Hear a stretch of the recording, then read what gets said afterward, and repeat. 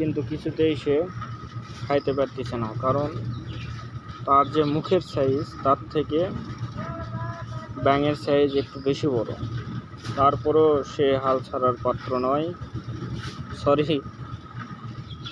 হাল ছাড়ার কোনো আশাই নেই, সে ব্যাঙটিকে খাইয়েই ছাড়বে। তো দেখেন ব্যাঙটা কিভাবে খায়। যদিও আমি শেষ পর্যন্ত এর খাওয়া দেখতে পারিনি, তারপরেও আপনাদের সাথে শেয়ার করলাম কিভাবে সাপটা ব্যাঙ ধরে খাচ্ছে। ধন্যবাদ।